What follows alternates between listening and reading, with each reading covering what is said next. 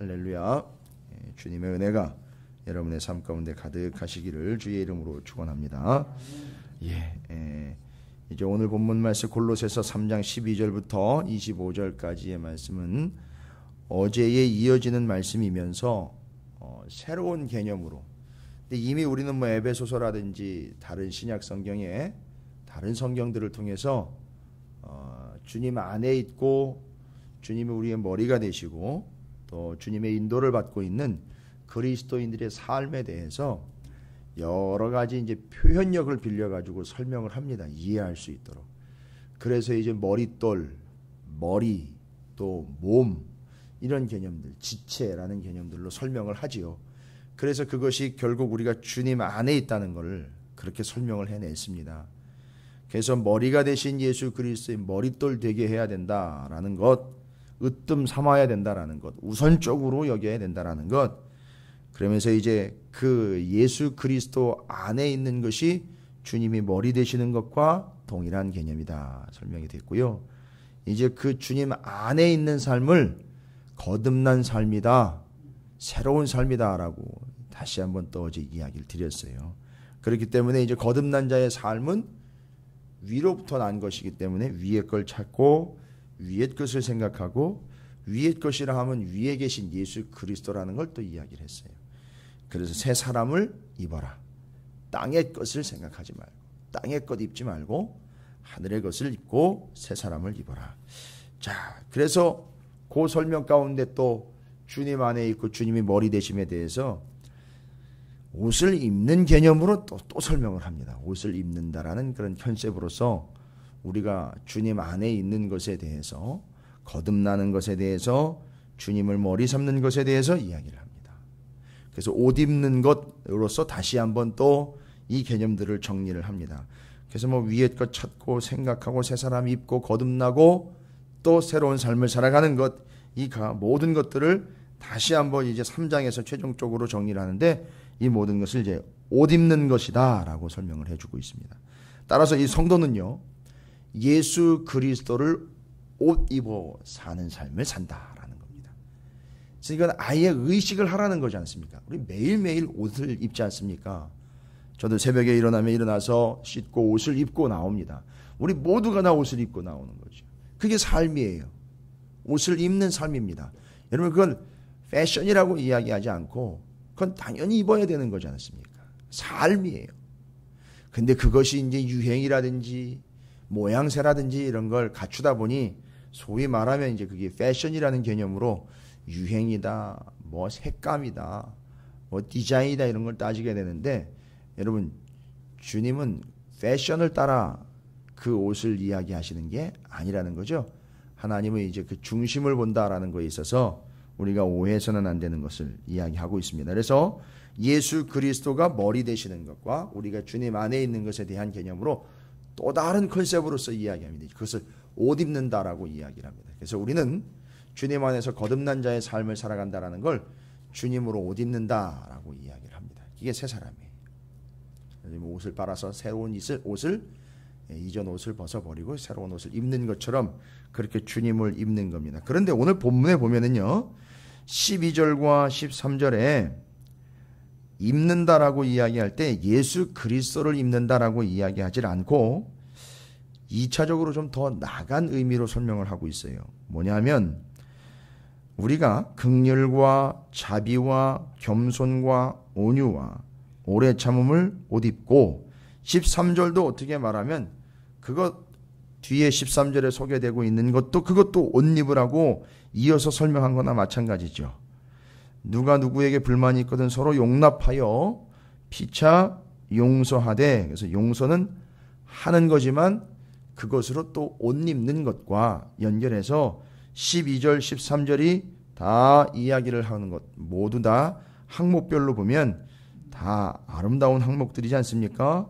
그런데 이것을 갖추어야 될 것이다 라고 우리는 이야기했는데, 여기서는 옷 입는다라는 표현으로 썼어요. 그러니까 긍휼, 자비, 겸손, 온유, 오래 참음, 또 서로 용납하여 용서하는 것, 이거 모든 걸 다 우리가 옷 입듯 입어야 되는 개념으로 이야기하는데, 여러분, 그러면 이런 것들을 일일이 다 챙겨 입어야 되는 거냔 말입니다.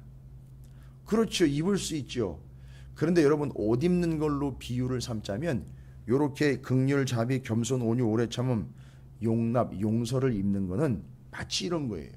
조끼를 입고 넥타이를 입고 이렇게 손수건을 꽂는 것처럼 벨트를 매는 것처럼 양말을 신는 것처럼 여러분 뭔가 지금 이 소개되고 있는 입어야 될 것들을 이야기했는데 구체적으로 보니까 이것을 전체적으로 이것이 하나의 온전한 수투의 개념으로 보자면 수투라는 개념이 아닌 이 항목이 여러 개 소개된 12절과 13절에 소개된 것은 마치 그 수투 위에 지니게 되는 것들로 여기서는 소개를 하고 있는 거예요.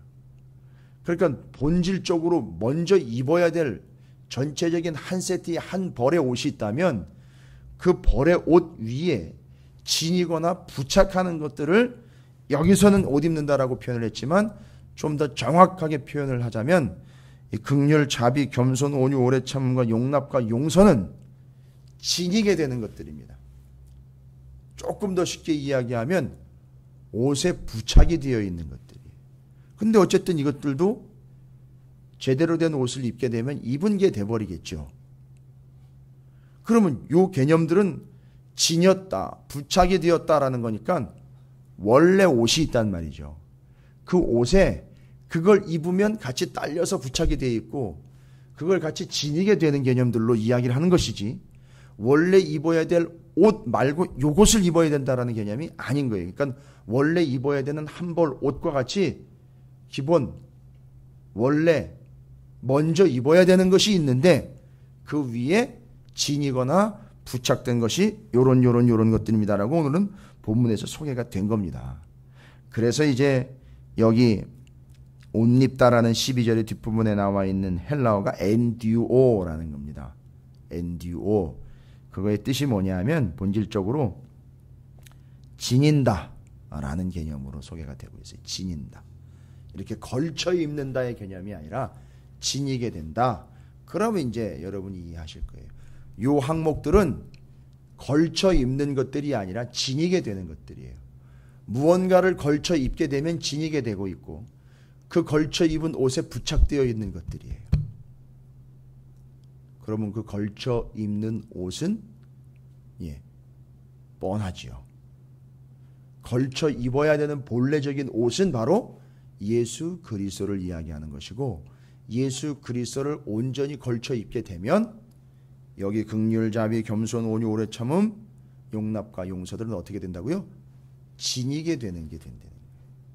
그 옷에 부착된 것이기 때문에 생각을 해보십시오. 부착된 걸 띄어가지고 그것만 붙이거나 지닌다라는 건 말이 안 되는 거예요. 그러니까 이 12절과 13절에 이야기한 건 전제를 뭐로 하고 있느냐면 예수 그리스도를 옷 입고 있다라는 것을 전제하는 거예요. 그래서 이런 것들이 부착되어 있는 것이고 이런 것들을 지니게 된 거예요. 여러분이 요거를 이해하시기 바랍니다. 그래서 이런 것들은 자연스럽게 지니게 되는 주님을 옷 입은 결과로서 지니게 되었다라는 걸 이야기하는 겁니다. 그러면 우리는 가장 핵심적인 것이죠. 머리 되시는 예수 그리스도 주님 안에 있는 것. 또 그 비유를 좀 재미있게 생각을 해보시면 그런 거예요. 옷을 입고 있으니 또 어떻게 보면 옷 안에 내가 있는 거잖아요. 또 주님을 옷 입었으니 주님 안에 내가 있는 거예요. 이런 개념입니다. 그래서 뭐 가운이라든지 이런 것들을 입는 이유는 바로 그런 거거든요. 이 가운 그냥 다 덮어버리고 옷 입어버렸기 때문에 이 안에 것을 그냥 다 감싸버렸고 다 덮어버린 개념이에요. 그래서 옷 입어서 예수 그리스도를 옷 입어서 그 예수 그리스도라는 옷에 지니게 된 긍휼, 자비, 겸손, 온유, 오래 참음들이 마치 마크처럼 이렇게 붙어 있고 손수건처럼 지니게 되는 것이고 첨가하게 되는 것들, 부착되게 되는 것들 이겁니다. 그러니까 우리가 먼저 입어야 되는 것은 예수 그리스도라는 거죠. 그리고 그 위의 것들은 다 자연스럽게 부착되어 따라오게 돼 있고 지니게 되는 것 이것을 이야기하는 겁니다. 그리고 또 한 가지 재미있는 표현으로서 이제 14절에 이 모든 것 위에 사랑을 더하라 이는 온전하게 매는 띠니라. 오늘날처럼 이렇게 기성복도로 만들어져 있는 옷들의 개념이 패션이 다르기 때문에 이해가 안 되지만 요 당시에는요 옷의 개념이라는 게 통짜 옷이에요. 그냥 한 벌로 아래부터 위까지 그냥 쭉 걸쳐서 입게 되는 것이죠. 그리고 이게 또 펄럭이니까 어떻게 해야 되죠? 최종적으로 띠를 매게 되어 있습니다. 그래서 그걸 띠라고 표현을 해서 이 모든 패션의 완성은 띠라는 거예요. 예. 요즘처럼 이야기하고 있는 그런 감각적이고 눈에 보이는 시각적인 걸로의 띠가 아니라 이건 반드시 이 옷의 완성이 되는 거예요. 딱 겹쳐서 딱 그걸 마무리해서 질끈 동여매서 마지막으로 최종적으로 완성을 해내는데 옷을 제대로 입었다라면 결론은 뭐가 되느냐 하면 사랑이다라고 되는 거죠. 그래서 사랑의 띠라는 것이 여기 소개가 되고 있어요. 그래서 여러분이 사랑의 띠라는 표현이 그래서 나오는 겁니다. 그래서 옷 입은 유비로, 옷 입은 비유로 정리를 해서 예수 그리스도를 옷 입고 그 결과로 긍휼, 자비, 겸손, 온유, 오래 참음, 용서와 용납들을 지니게 되고 부착하게 되어 마지막에는요 사랑의 띠로 딱 동겨맨 그 모습을 생각해 보십시오. 그게 온전한 그리스도, 온전한 교회라는 거예요. 그걸 이야기해. 그리고 그거 바로 그들이 예수 그리스도 안에 있고 거듭난 자들이다라는 걸 설명을 하는 겁니다. 이게 그겁니다.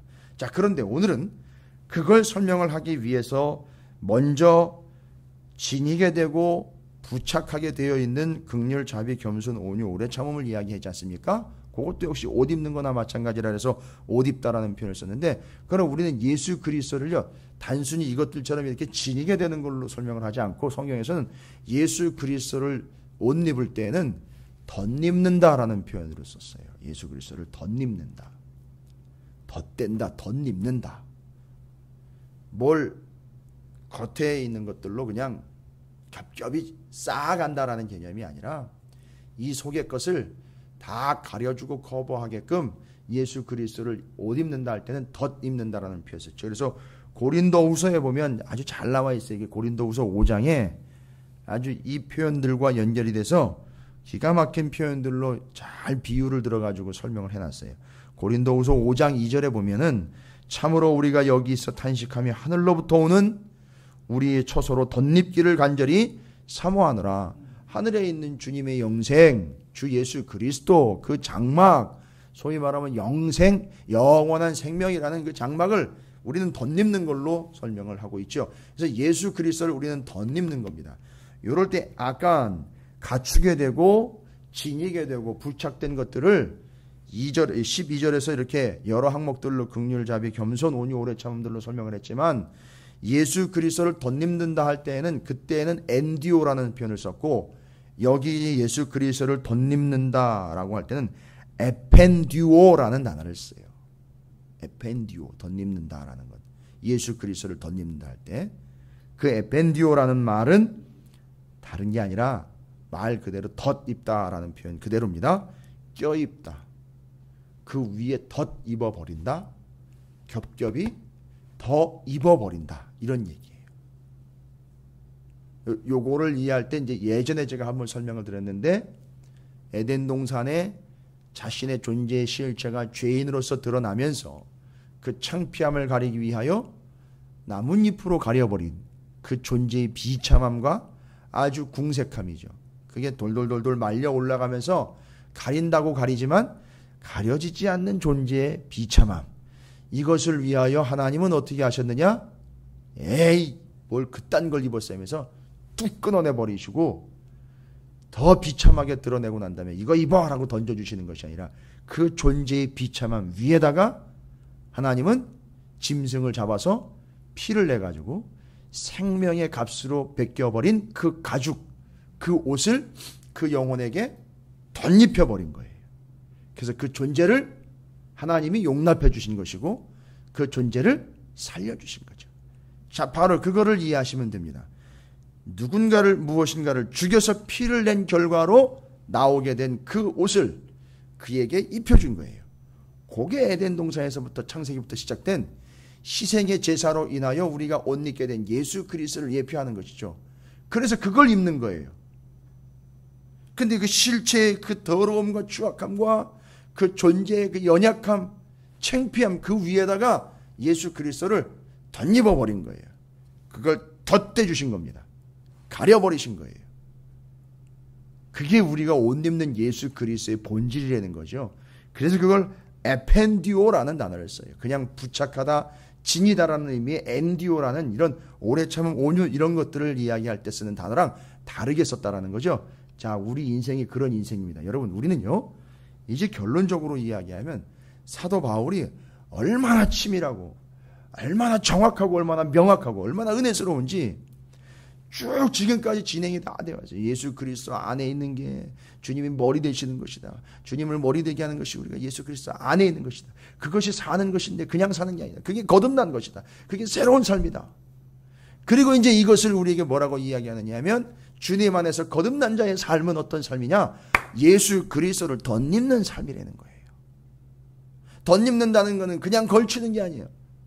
그 위에, 입은 것 위에 또 입고 또 입고 또 입고 또 입는 거예요. 매일매일 순간순간 구분 없이 하늘로부터 오는 은혜를, 말씀을, 진리를, 하나님의 사랑을 덧입는 겁니다. 이게 그리스도인의 삶의 방식이에요. 이거 치워버리고 새로운 걸로 교체해 입는 게 아니에요. 여러분, 바꿔 입는다라는 표현을 쓰지 않고 덧입는다라는 표현을 쓰는 게 그 이유입니다. 여러분, 그릇은 덧쓰면 때가 앉지만 그리스도는 덧입으면 우리가 치유를 받는 것이고 회복을 얻는 것이며 생명을 얻는 것이에요. 이게 예수 그리스도를 덧입는다는 겁니다. 여러분, 여러분의 삶에 아픔과 상처와 고민과 염려와 걱정과 진짜 감당할 수 없는 어떤 어려움들이 있다? 여러분, 그건 그 어려움과 아픔들과 고민들과 염려되는 부분들을 제거하는 삶이 그리스도인들의 삶이 아니에요. 그 위에다가 예수 그리스도를 위의 것을 덧입어가는 삶이 그리스도인의 삶이라는 거예요. 그래서 일전에 제가 한번 설명드렸어요. 상처가 났을 때 그 상처에다가 그 상처가 잘 아물도록 덧대잖아요. 그죠? 상처가 나지 않도록, 흉터가 남지 않도록. 요즘에는 뭐 아주 좋은 제품들이 많이 나오는데 바로 그거예요. 상처가 나면 상처를 도려내는 게 아니라 상처 위에다가 덧대버리는 겁니다. 어느 틈인지 모르게 시간이 가면서 상처가 낫더라는 거예요. 이게 그리스도인의 삶의 방식입니다. 문제 해결을 위하여 약을 쓰고 무엇인가를 꼬매줘야 되는 것이고 무엇인가를 갖다가 더 거기다가 어떤 조치를 취해야 되는 개념이 아닌 그리스도인들의 삶은 그 위에 예수 그리스도로 위의 것으로 하늘의 것으로 덧입어 가는 겁니다. 문제가 생겼습니다. 아픔이 있어요. 고민이 있죠. 뭡니까? 그걸 해결하려고 드는 게 아니라 그 우리가 어떻게 해결을 합니까? 그러다 보니까 또 하나님이 해결해 주지 않는다고 난리가 나요. 그게 아니고요. 그리스도인이라는 그리스도인의 삶을 이해를 못해서 그래요. 이게 컵 옮기는 것처럼 그렇게 옮겨내는 그런 문제가 아닙니다. 문제가 생겼으면 그 위에 하늘의 것으로 계속 덧대가는 거예요. 근데 어느 틈인지 모르게 덧대고 덧대다 보니까 시간이 얼마나 흘렀는지도 기억도 안 나요. 그런데 이미 들춰보니 살짝 들춰보니 치유가 되어 있더라는 거예요. 해결이 되어 있더라는 거예요. 따라서 우리의 문제는 해결 방법을 찾는 신앙생활이 아니라 그 문제 위에 예수 그리스도를 덧입듯 하늘의 것과 하나님의 은혜와 진리, 말씀, 성령 이 모든 위로부터 내리는 것들을 다 덧입어 가는 겁니다. 덧대는 거예요. 자, 그래서 에펜디오라는 말을 제가 이제 쉽게 다시 한번 설명을 드립니다. 그럼 뭐냐면 입다라는 표현 그 외에 어떤 표현이 있느냐면 꽉 껴안다, 붙잡다, 더 꽉 붙잡다라는 뜻이 있어요. 그게 덧입는다는 표현 속에 담겨 있는 뜻이에요. 뭔 얘기입니까? 예수 그리스도를 덧입는다는 얘기는요. 죽을 몸입니다. 인생이 죽을 몸이에요. 그러니까 그 죽을 몸에다가 예수 그리스도를 덧입으라는 얘기는 어차피 당신은 죽습니다. 이래 죽으나 저래 죽으나 죽습니다. 죽을 수밖에 없습니다. 죽을 것 같은 고통 가운데 살아갈 수밖에 없습니다. 그런데 해결 방법은요? 그 고통과 아픔들을 제거하는 것이 아닌 그 죽을 것 같은 영혼에 하나님의 위의 것인 영원한 생명과 은혜와 진리와 말씀들로 복음으로 더 꽉 껴안는 거예요. 예수 그리스도를 더 꽉 붙잡는 겁니다. 이게 에펜디오라는 단어의 뜻이에요. 그걸 옷 입는다라는 표현을 썼어요. 그냥 감각적으로 그냥 생각해가지고 그냥 예수의 이름을 부르는 것 하나가 그냥 마치 스프레이 뿌려서 내 몸을 감싸듯. 아닙니다.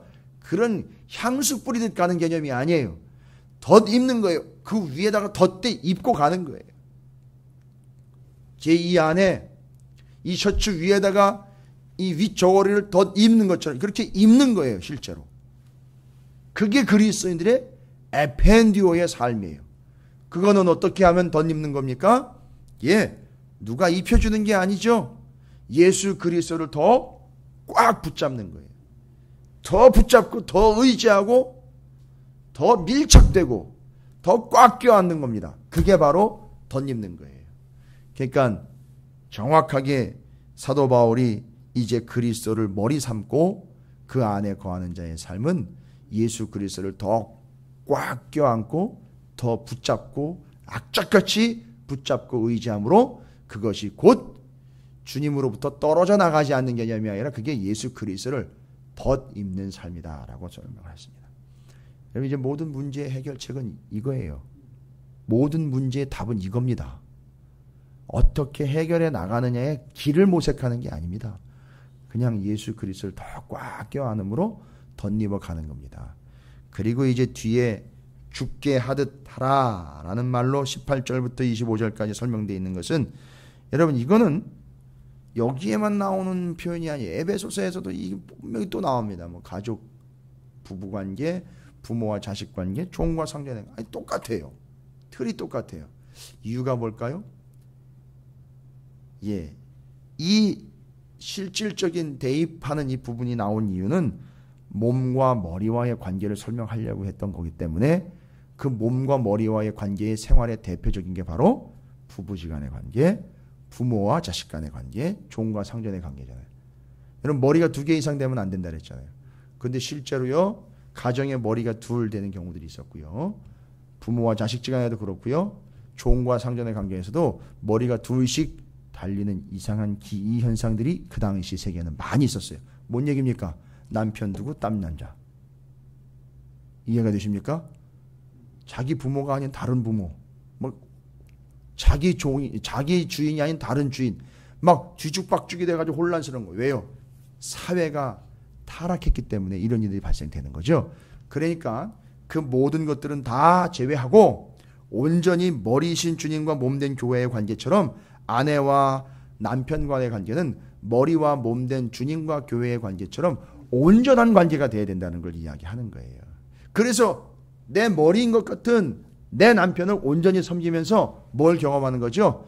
아, 이게 주님과 나와의 관계로구나. 이걸 깨달으려는 거예요. 부모와 자식지간의 관계도 그렇고 주인과 종의 관계에서도 이걸 통해서 아, 나와 주님과의 관계, 교회와 주님과의 관계가 머리와 몸의 관계, 아, 주인과 종의 관계가 바로 이런 관계로구나. 그래서 그냥 거칠애로 하지 말고 형식적으로 하지 말고 죽게 하듯 하라라는 이야기는 그걸 의식하면서 그런 삶을 실제로 살아내라는 거죠. 삶을 살아가면서 주님과의 관계를 요걸 통해서 깨달아 알아라.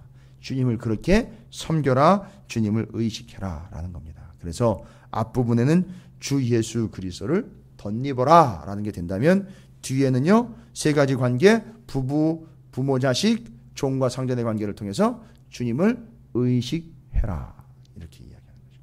주님을 덧입어라, 주님을 의식하며 살아라 라는 게 오늘 말씀의 핵심적인 주제입니다. 여러분의 삶에서 그래서 하나님이 얼마나 애틋하게 그 관계를 잊지 않도록 하시려고 그 가정관계와 그 당시의 사회적인 관계인 종과 주인의 관계를 통해서 주님과 우리와의 관계를 잊지 않도록 하려고 하는 하나님의 배려가 얼마나 깊은지를 우리는 이해해야 됩니다. 잊지 마십시오. 첫 번째로는 주 예수 그리스도를 더 꽉 껴안아 덧입어 가시길 바랍니다.